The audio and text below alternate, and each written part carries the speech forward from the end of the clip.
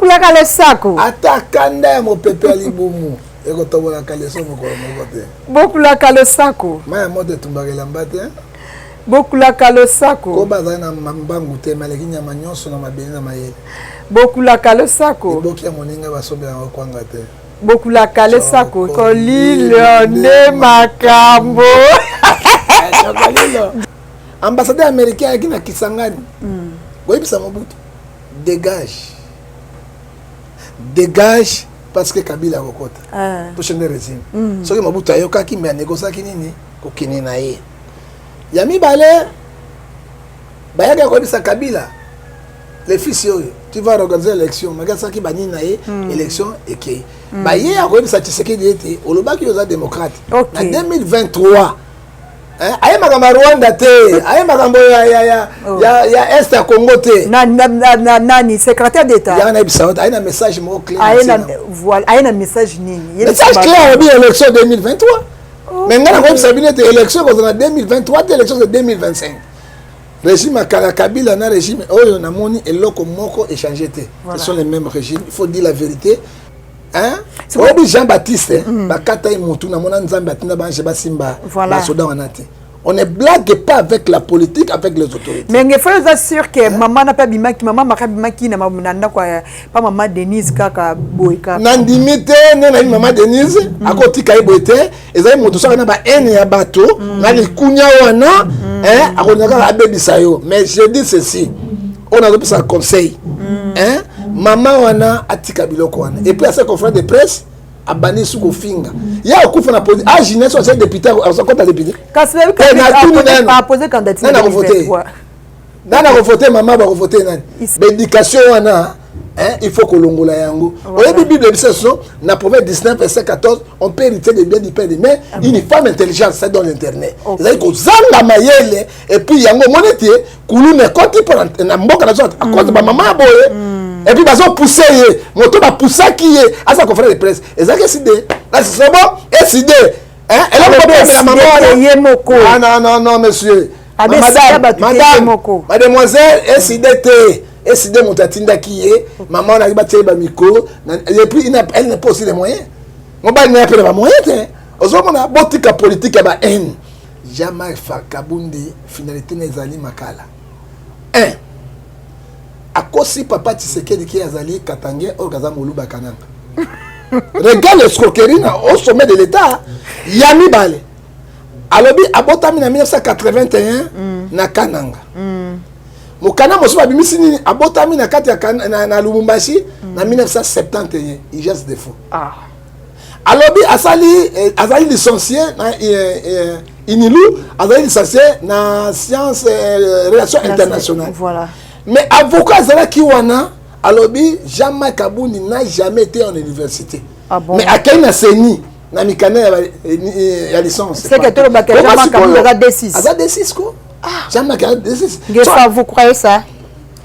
Ngefa lobaka makambo ezali ya solo, o natala ka pe na lobaka. Hein? Na solo ba vérité, c'est un D6. Hein? Diplôme d'état zoaki a solo na kombo ya nini? Kabunda wa Kabundi. Kabunda wa Kabunda. Mais pourquoi Moutou a D6 le lobo Agboko Misepe président? Ah, on va sortir un diplôme universitaire avec une bonne on a facile comme aujourd'hui. L'eau à boire.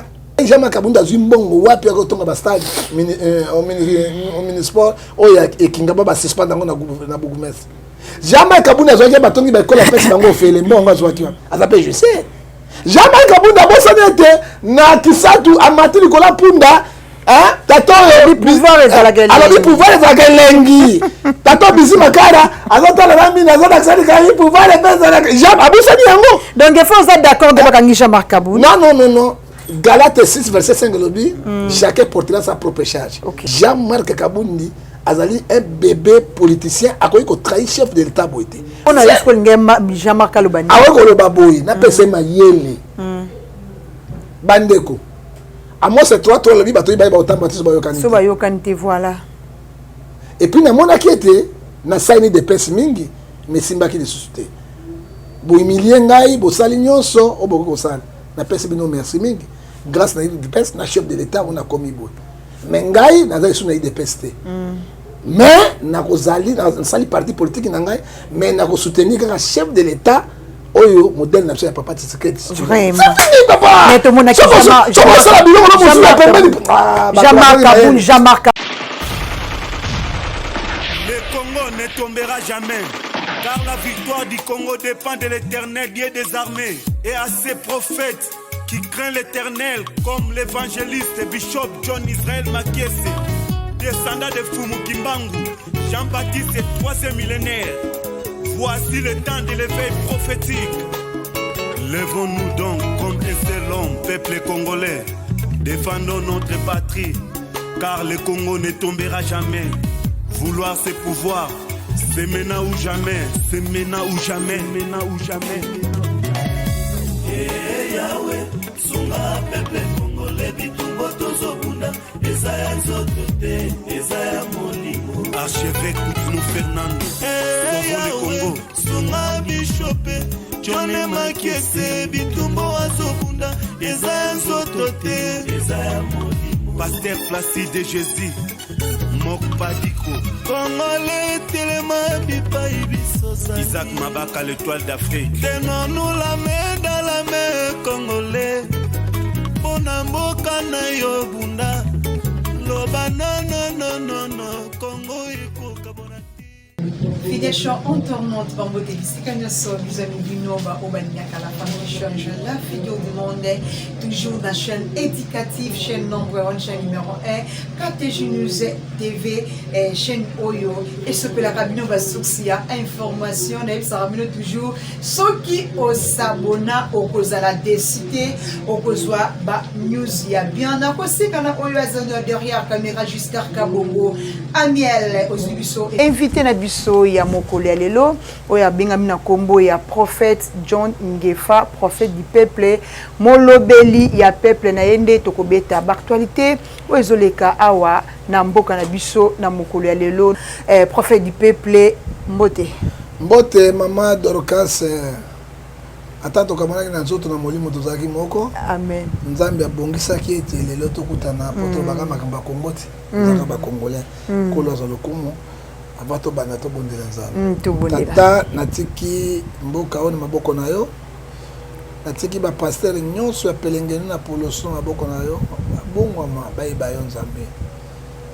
Totiki lisusu bandiko ba mona esa maboko na yo to ebelongo kozala kati na biso. Tala pe lisusu bandiko so ba diaspora bango ba pesa ka biso ba sunga ka biso. Kolo fungola bango bango ba opambola biso. Yawe mituna na ngai biyano na ngai mituna ya mama Dorcas. Pesa ibwanya sagesse science intelligence. Yo bana na biso sukusa na biso na komona tata pe na mwana na molimo santo. Amen. Amen. Prophète du peuple, bonne santé. Santé na bana na losako mbela malamu. Nakimi na ngo na lepo ngakaka. OK bokulaka. Tokota na ambiance na so bobi kandi tozala na biso. Bokulaka lesako. Atakanda mo pepe alibumu. Eko tobola kaleso mo ko mo bote. Bokulaka lesako. Maya mode tumbagela mbate. Bokulaka lesako. Ko bazana na mbangu te maleki nyama nyonso na mabeni na mayele. Bokulaka lesako. Bokia moninga basobe na kwanga te. Bokulaka lesako kolilo ne makambo. Janga chokolilo te. Angali bala. Bala chokolilo wala. Mwete. Chokolilo. Vraiment. Merci beaucoup fidèles chants en tournante on a bébé ils aura déjà bien snabiso na prophète du peuple to kota na masona so mokula lelo to bandana no boni mosa nzambe. Bon mosa nzambe zali mosa nzambe zali mais tu sais que Congo sans Nzambe nous ne pouvons rien faire. Vraiment. Na koyeba ete Nzambe penda sunga Congo. Amen. On a ba crise politique, crise spirituelle, on a crise na niveau nyonso. Voilà. Romains 8, 30 le BCD pour nous qui sera contre nous. Amen. Nous vivons par la grâce de Dieu. Amen. Merci beaucoup prophète de la nation. Du peuple. Et prophète du peuple, pardon. Nation. Tu as vu pour nation Zali. Aïe. Abino baye beaucoup tanga. Oh la nation, il y a une moto ya pétage, bon ya Merci beaucoup, prophète du peuple, prophète John Ngefa. Nous avons une actualité, il y a politique. Ozoleka na mboka na biso ya mokolo lelo to mona kibongo secrétaire d'État ya Amérique na États-Unis ayaki awa na Congo Kinshasa président de la République Félix Antoine Tshisekedi ayambaki par rapport ya makambo ezoleka na Est ya République démocratique du Congo état que prophète du peuple au mona qui en comment Maman Dorcas batona bayaka na signe moko fort ya gouvernement États-Unis.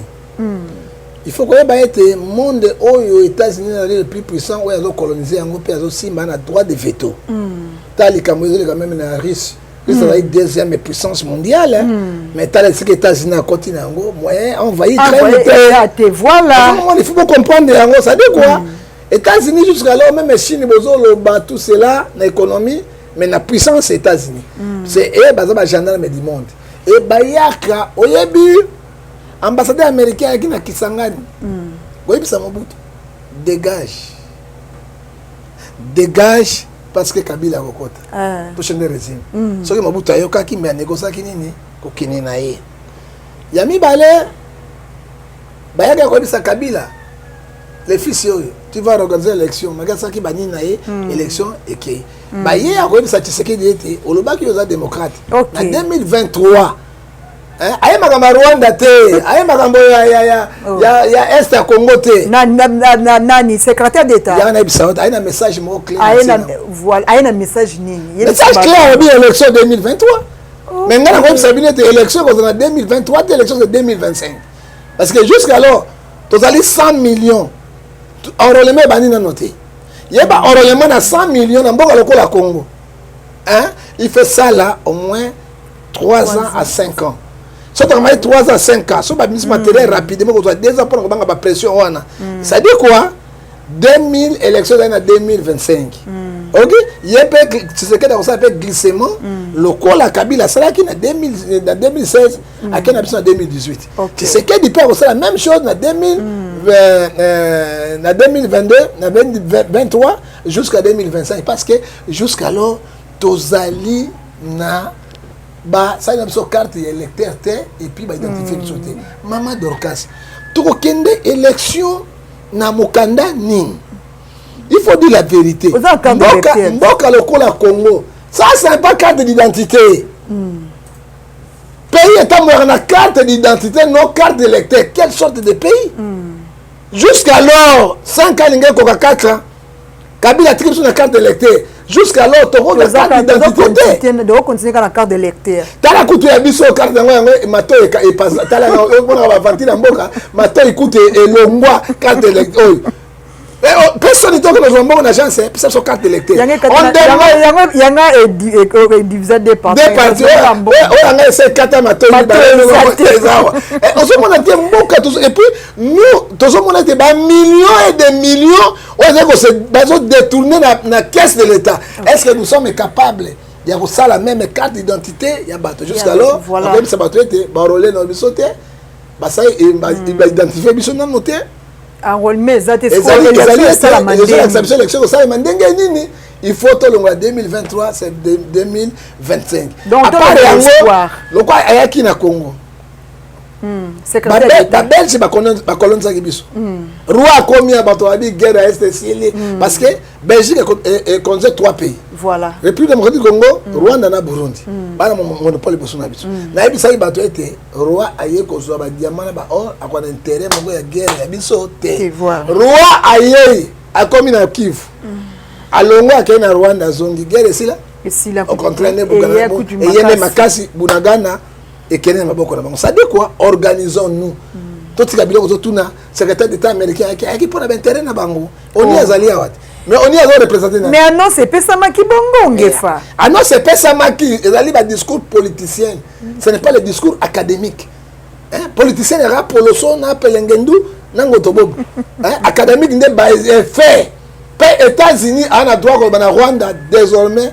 c'est fini pour la guerre M23 na lingi so que bochete ba donner au sala bino musala est-ce que la sali yango Ce sont les gens qui cherchent les propres intérêts, non les intérêts de Merci beaucoup, prophète John Gefa. Tout le monde a ce prophète du peuple, comme on a régime, il y a un régime à l'élo, différents c'est ça. Maman, la démocratie critique est permis, les injures sont condamnées. Hein? Régime à Kabila, un régime, oh, namoni et loko moko échangé. Ce sont les mêmes régimes. Il faut dire la vérité. Moi, je suis un homme de Dieu, je suis parti prité. Mais quand même, moi, si moi, que je l'ai été, sur le principe régime de confiance, donc on a quelque chose et qui s'améliore. Jusqu'alors, et loko moko s'améliorer. Hein, tu as dit kaka na poloso na pelengendu makasi oyo toza ko vivre.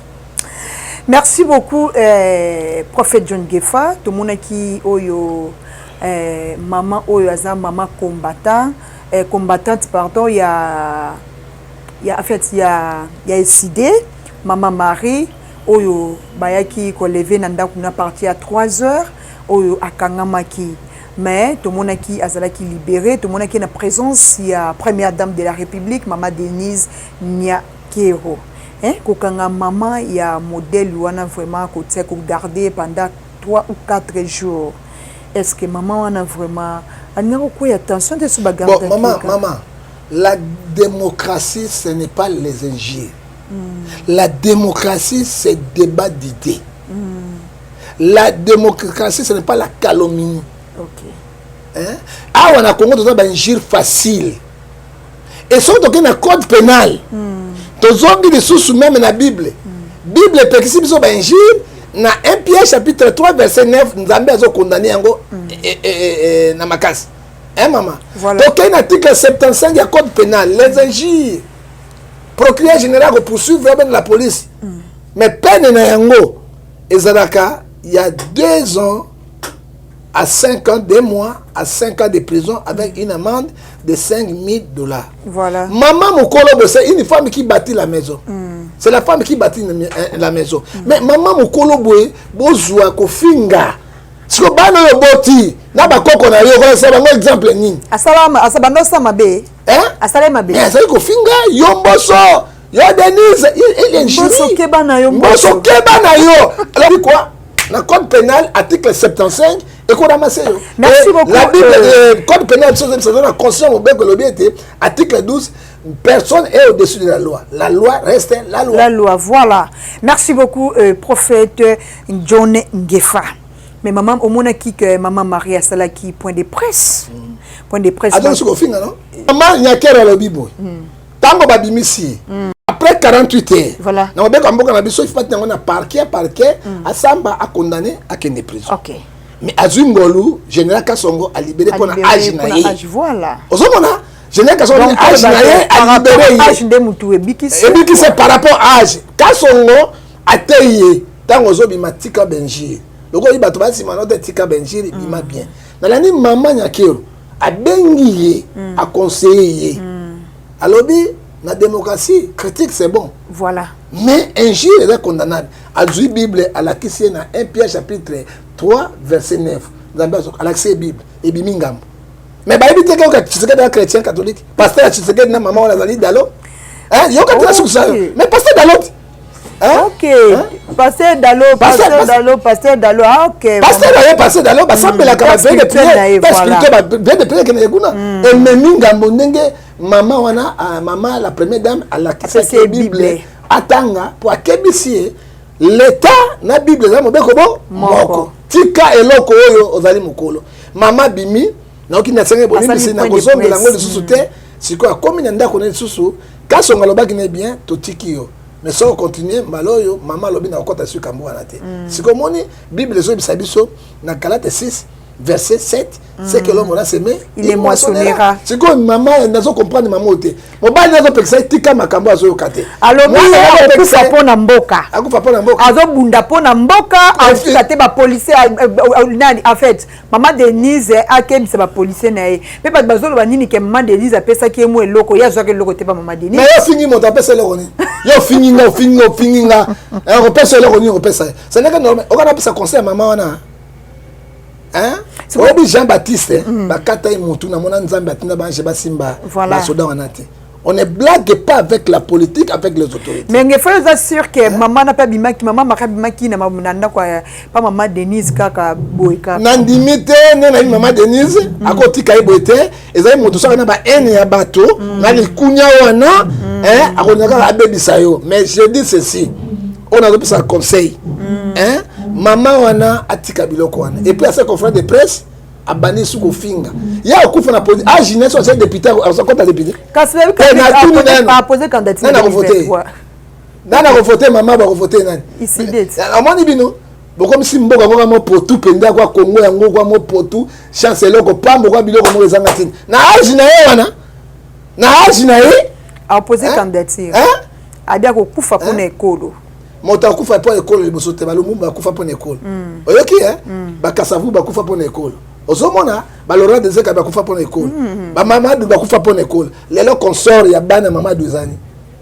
nana ro reconnaître ba ba lombumba baliaka oyo bazora même mbongo na te nani mais il y a des personnes au Bafinga Joseph Kabila mais akangi sara bangote comment c'est possible maman mo qui a pas makala pona ni ta ba tuni boni maman Olive baza rebela moi qui a na bolokoti akota la prison non tika biloko wana yo za journaliste za maman oteya bato batika ngai omoni sikoyo mission na ngai lelo yo to tika ba injil na kati ba na ba internet internet za tribunal te bano ba zairwa comme la bango ba impère ba mbi yango internet comme tribunal et ça qui est faux et ça sikoyo to zo moral ya sika tout ça va débat d'idées non les injures mais ben jure ba to ba na base na ban yomboso tala mokuse na yomboso est-ce que yako ba ba ina ko temisapi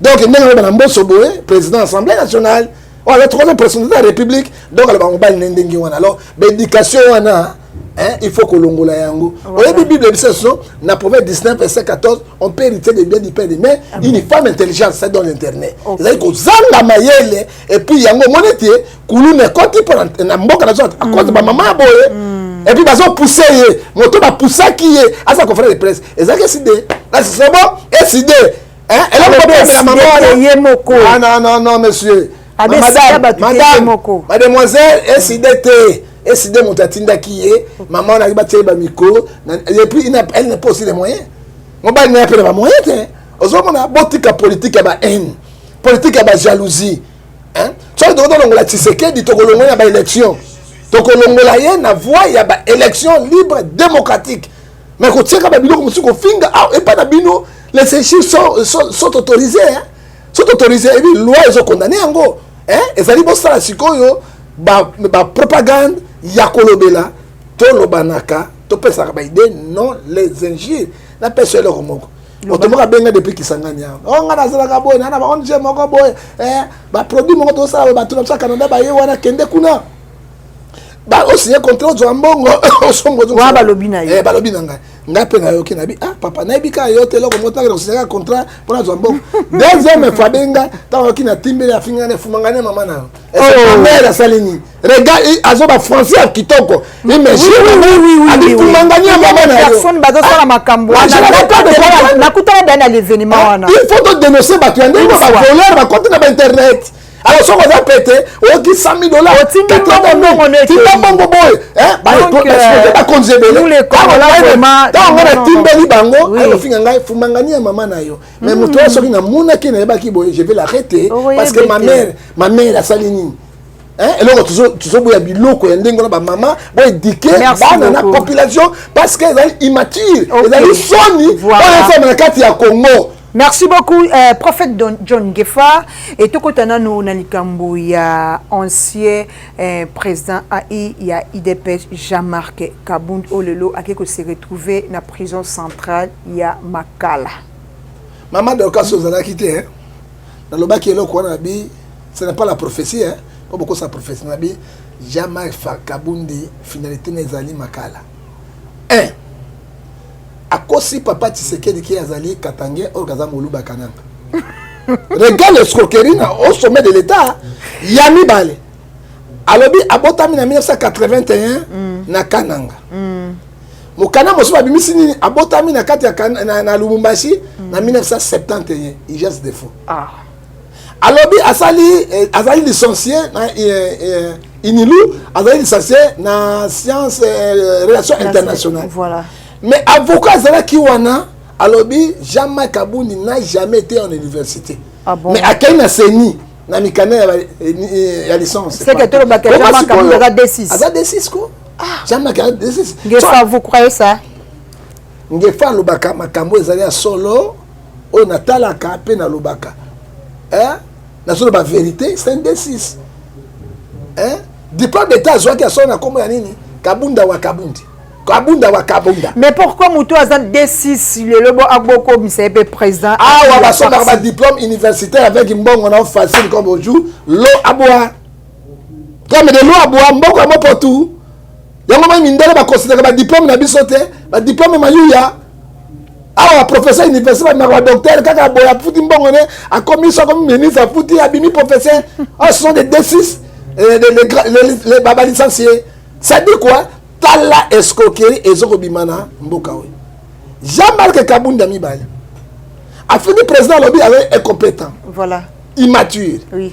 Je sais. Oui. Après c'est attribution mais hier c'est là qui a détenant des pouvoirs. Pourquoi tant que moi président est compétent Assunga qui était pour nani? Yami balé justice na ye. Ye Jean-Marc Kabundi azui mbongo wapi ko tonga ba stade au minisport o ya ekingaba ba suspend ngo na bourgmestre. Jean-Marc Kabundi azwaki batongi ba école pesi bango ofele mbongo azwaki wa azape je sais Jean-Marc Kabundi abosana na kisatu amatili kola punda hein tato pouvoir ezalaka alors le pouvoir ezalaka lengi tato bisi makara azotala na mina azotala ka pouvoir ezalaka Jean abosani yango donc il faut être d'accord de bakangi Jean-Marc Kabundi. non Galates 6 verset 5 lobby chacun portera sa propre charge. OK. Pourquoi dans le baquet chacun portera sa propre charge? Pourquoi? Jean-Marc Kabundi azali un bébé politicien a ko trahi chef de l'état boité. Moto alandeli ce n'est pas Tshisekedi Afundi. C'est le procureur général, procureur à cour de cassation. Ça dit quoi? Quel est le rôle du procureur? C'est lui qui cherche les infractions.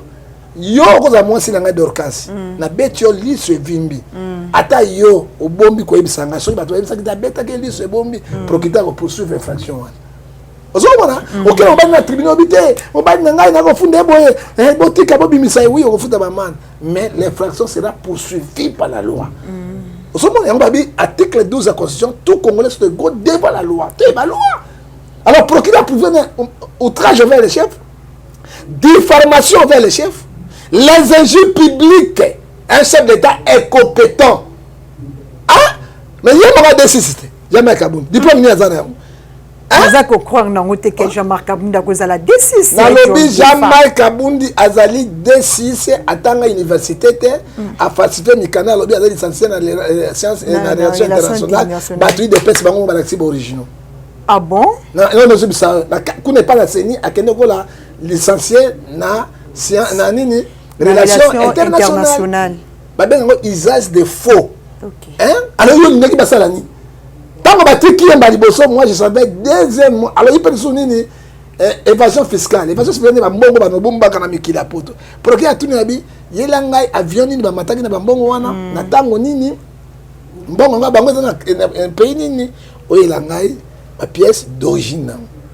On a accepté président et compétence naé accompagné beaucoup de ndenge ni na makambo alobaki tango ay deuxième fois na makambo la kinango ekokana kite akei provisoirement makala ça dit quoi Jean-Marc Kabundi abosani makala ti banda kolandela ga wana non kokende ba condamné kuna Jean-Marc Kabundi abosana kete condamné par rapport à quoi parce que balobi akende nanu makala pour instant petit yo mona motoni akotra makala bima tout na politicien na akotra makala bakana provisoire so ki bimi liberté provisoire kozonga sur makala te awezabo ezai bakangie munoko il n'est pas un bon politicien. D'accord, monsieur le comment avant contre Jean-Marc Kabundi pour tout ningai. Au début de Jean 14 verset 6 je suis le chemin, la vie et la vérité. Il faut vérité là-bas. Voilà. Et Bible le Bible Joël chapitre 2 verset 12 la repentance c'est ça samité mabat. Grâce ni de paix na Tshisekedi qui est Jean-Marc Kabundi. Il Jean-Marc Kabundi bossa la bani ko ya mabulu ya ba matière première na Lubumbashi. Mais Jean-Marc Kabundi ba sala depuis Tshisekedi de paix. Ah sala Tshisekedi il la secrétaire général combien il de paix au ba Bruno Mavungu.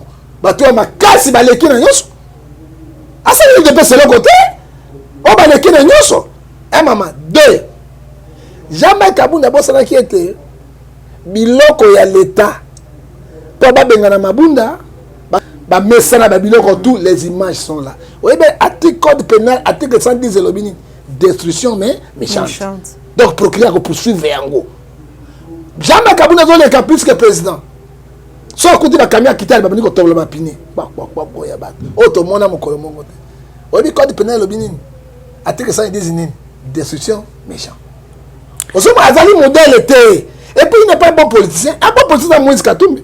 Moi je vous annonce aujourd'hui Katumbi a quitté Union Sacrée les lots sans parler a quitté Union Sacrée sans parler regarde des vrais politiciens Katumbi était avec Kabila à Longo a sali Union pour la nation sans bruit jusqu'alors ils ont respecté Kabila Kamel il n'y avait pas Kabila à Longo on a mis manqué à Bunda Kanté c'est Kamel à Longo a sali INC ça marche Kamel bazouye batien na prison abimi et l'autre vengeance a dit nos présidents oublions ce qui était passé tout ce qui était passé oublions tout le monde a vu ça ce sont des grands politiciens Jean-Marc Alobani ah ouais le baboui n'a pas c'est mayele bandeko à moi c'est toi le bateau il va autant bâtir so ba yokanite voilà et puis na mona qui était na saini de pes mingi mais simba qui de suscité bo humilier ngai bo sali nyonso o boko sala na pesi bino merci mingi grâce na UDPS na chef de l'état on a commis bout mais ngai na za suna UDPS te mais na kozali na sali parti politique na ngai mais na ko soutenir ka chef de l'état oyo modèle national papa Tshisekedi vraiment papa mais tout monde Jean-Marc Kabunda kendaki pa papa na biso cardinal Fridolin ambon ambon azaki pe na Paris ya Jean-Marc Kabunda bon kendeki azali prélat catholique ayi po ayokaye mais si mako keneka na suki bon cardinal pekisi yango ana boloko ça dit quoi la loi reste la loi ce cardinal ko ina mbeba bakokangai oyoki président quoi na mbeba outrage la république on va lui arrêter mais tout le monde peut la loi c'est voilà. Pour tout le monde voilà ba vidéo peut circuler président de la république Félix Antoine Tshisekedi Tshilombo a fingape ancien président Joseph Kabila mais Kabila sala eloko te akangisa epete a finga le babon Tshisekedi azali ko critiquer moi je l'ai suivi a fingaki Kabila maman na été tata na été zobate ozana mayele te jamais voilà c'est l'escroquerie ok mosala bino ba congolais ngo na finga qui était mais azali ko critiquer gestion na misala na c'est normal aujourd'hui nous critiquons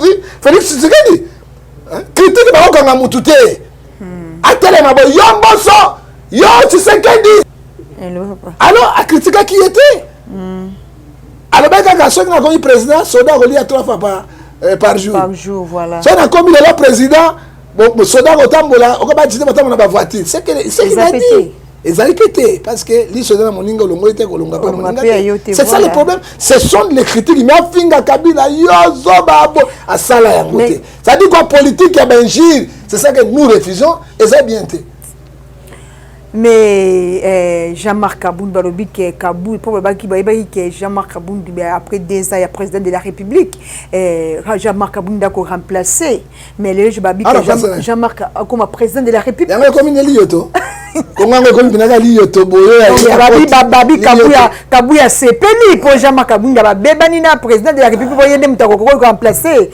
après 2 ans ya mandat ya président maman to ko kene na élection libre démocratique ba congolais bazali sous ba bébé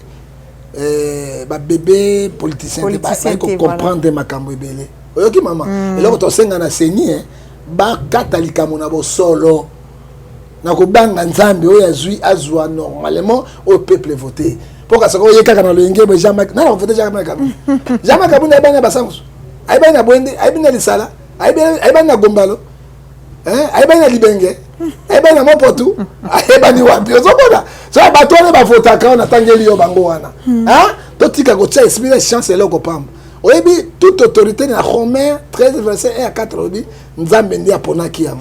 Mais au moins ba vidéo sur les balu bande ba siliki ba comme la président mabe pour na ndakini mecha marka bu privé. Mais ya lobaki ya katanga balu ba siliki sur ndenge. Tu comprendre peut-être. Mais il faut ne ba katanga ba papa, boto o mema biso boy ko.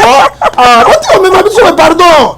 Ah, tu vas pas katanga balu ba siliki ne pas jamais Kabundi né à Lubumbashi 1971. Jamais Kabundi né à Kananga 1981. Ah, boto o mema biso boy ko soma wako. Ah, tu comprends le banning. Prison ka jeté au boy. Oroli avungule. Bana mina ba miko ko ta prison ba sakana yo. Sakana kuna général za raté. On doit gouverner la prison za wana otini yo tombe nga ma yao. Kende kuna. Ozomona ba ko silika ndenge nini parce que lui il est katangé. Hein? Le là comme si moluba. Ça dit quoi politique à mon potou. Mais la moni peut participer à Jean-Marc Kabunda qui est prison mais la moni ko kufa. Mais kufa te azana arrêté à ministre en fait intérieur ministre a signé à s'autoproclamer à bimi ça maman mboka etambula to respecter loi to respecter mobeko beaucoup mobeko likonzi. Hein? Aye kakabo ya sa conférence de presse sans parti politique ne ba signer bandima ngona l'état. C'est quoi? C'est la rébellion. Merci beaucoup. On a tous qui déjà na souke émission sur Mokolo ya lelo. John Gefa ndeko Jean-Marc Kabunda soka occasion ya kolanda émission au conseil nini okopesa yende azana kati ya prison. 1 Pierre chapitre 5 verset 5 amikitisa. Asenga pardon. Omoni Tshisekedi fungola yoso na maboko na ye. Vraiment. Ako libérer pe ako salema bien. OK. Oyoki basakana na pouvoir te. Pouvoir azali ko la lion parce que tu na kati ya libulu ya lion akolia yo pe ako bikisa yo. Na mwe documentaire moko lion babomi mama ya antilope batiki mo antilope ya muke. Antilope ya muke otambola boite lion azotala ebo. Antilope bazo posa na titi et ça na pitié hein. Aye pembe na lion. Pe lion bandi ko tala ebo titi akota na sepa na mabele ya lion. Et lion adopté. Oh lion ali ayene ali ki mama na ye adopté antilope wana azotambola na ye soki akei aye ko tambola na ye parce que antilope ali ya missionnaire ali ya matiti ye pas ko brûler mais lion azobatela ye ki no tango amoni apusani muke lion lâché akini. Et ça exemple mon merci beaucoup John Gefa komona lelo to kitena no politique to mon kendena no na ngambo o etali to bani to benga ngoni sport to moni papa na biso de kona biso congolais et dingwe o yaza sérieusement malade to mona ki vraiment merci beaucoup John Gefa no mon to mona ki on a visite et pas ya edingwe motuna ngenge kokamwa kachar le gole dingwe oyo aza icône abeli aza sérieusement malade ata soutien mon côté du gouvernement maman ezo kamusa ngai oyebi bato bana ba botika oyeba motana mbo biloko mbonga bino betaka ba matolo na bino pam ça dit quoi motambonga na Congo te pour ceux qui motambonga na Congo Yesu alobi na biso na Jean chapitre 13 verset 34 je vous laisse le nouveau commandement aimez-vous les uns les autres.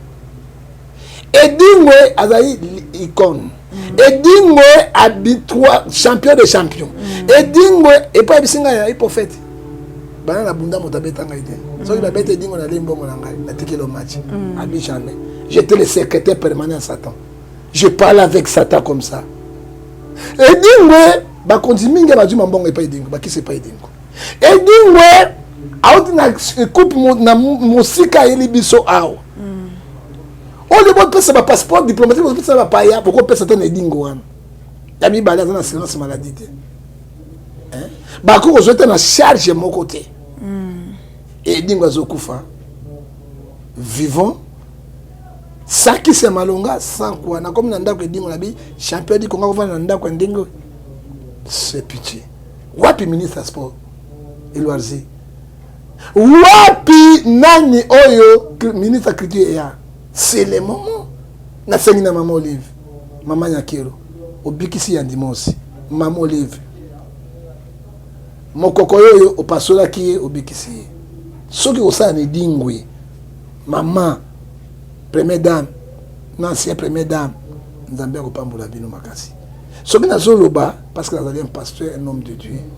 Nako tala molimo nzambe zo kufa boete. Quand même ya abongwana. Dis-nous, pourquoi bateau à théâtre, bateau à musique.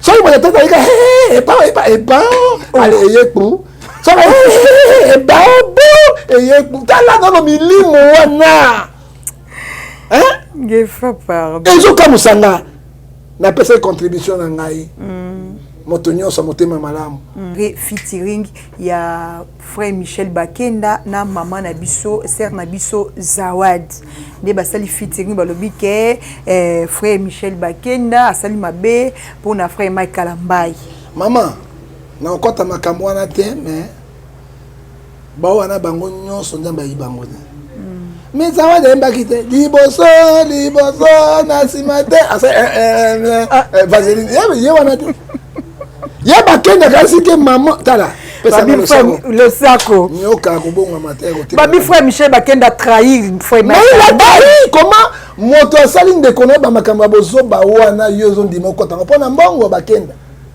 hein oh ba pesa mbongo pesa ofele Proverbe 15 verset 3 les yeux d'intérêt tout lié ça dit quoi maman et pesa ngai passe mingi maman na Zawadi modema te moni liboso na simate vaseline yete lelo buso saka na ntambe opona nini Galate 6 on ne se moque pas avec Dieu c'est que l'homme l'a semé moissonnera et Proverbe Romains 10 verset 14 nous tous nous serons jugés dans les tribunaux de Dieu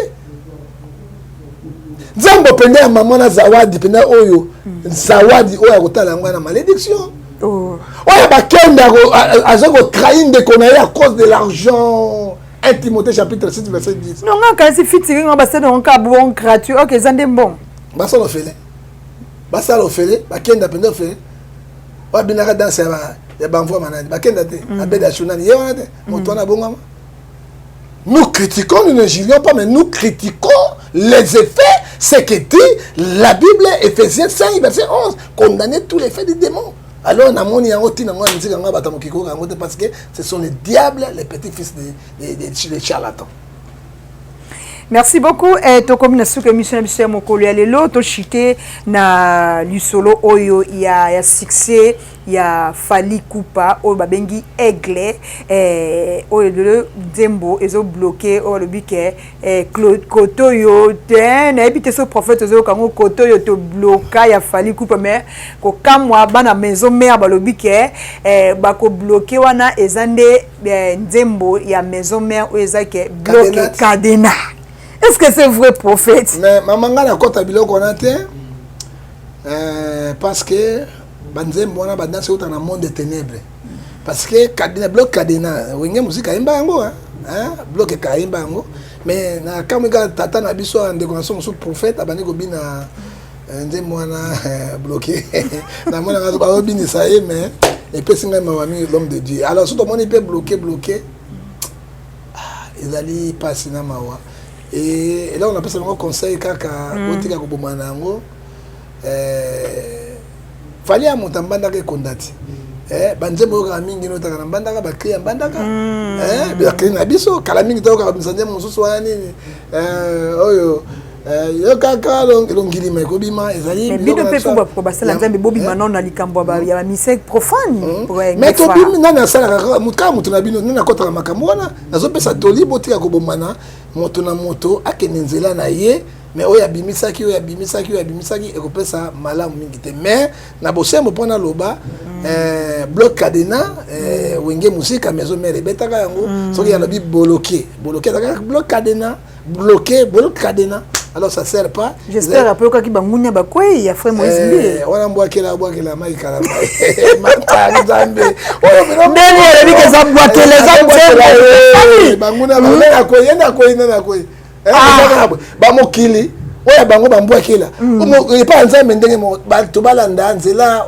wapi ezali mawa pe pasi toyebi te sika tokende me nzambe asalaka eza na mutuna moko batuninga awa en pleine émission balobi nanga ke prophète du peuple alobaka vérité tune nanu église ekomi likambo ya royaume ya kotikela bana est ce que ye mpe lelo soki aza te bana na ye bakotikala na église bongo sikoyo soki azali na bana oyo bazotambola baona crainte ya nzambe te mais baserviteur na kati ya église baotambola na crainte ya nzambe bazali Maman otuni maman nzambe apambola yo. Ngai na no moto azali chef église ezali pasteur Fiston. OK. Na di moi na ngana tie et puis bana mingi basai na nzambe. Bana na vie mo mabe. Nous sommes arrivés à la fin de notre émission. Merci de la confiance et fidélité au Pesabiso. Na KTG News TV Balobi ni par ailleurs. S'abonner massivement au Kozala de Cité. Balobi KTG News et la kaka chaîne de les ONG aux Osula. Baofele, Baverve, na Bambola. Et vous avez la posa Osula. Osula Nabiso et Longo Balobi. Contactez Biso, Namiro Nabiso et Zanapé. Ceux qui osent en moyen quota na Nabiso beta www.com. Le Congo ne tombera jamais au Kozabiso Nev Sarabino. L'émission nanga ezara toujours au Zambé. Ce qui est sans unité. Tokutani Mikolo Mizalikoya. Bye et à la prochaine. Le Congo ne tombera jamais. Car la victoire du Congo dépend de l'Éternel, Dieu des armées, et à ses prophètes qui craint l'Éternel, comme l'évangéliste Bishop John Israel Makiese, descendant de Fumu Kimbangu, Jean-Baptiste et 3e millénaire. Voici le temps de l'éveil prophétique. Lèvons-nous donc comme un seul homme, peuple congolais. Défendons notre patrie, car le Congo ne tombera jamais. Vouloir c'est pouvoir, c'est maintenant ou jamais, c'est maintenant ou jamais, maintenant ou jamais. Yahweh, sunga peuple congolais bitumbo tozobunda ezaya nzotote ezaya molimo archevêque Koutounou Fernando Yahweh, sunga bishope John Makiese bitumbo azobunda ezaya nzotote ezaya molimo Pasteur Placide Jésus Mokpadiko Congolais telema bipai bisosa Isaac Mabaka l'étoile d'Afrique tenons-nous la main dans la main Congolais Pona mboka na yo bunda Loba non non non non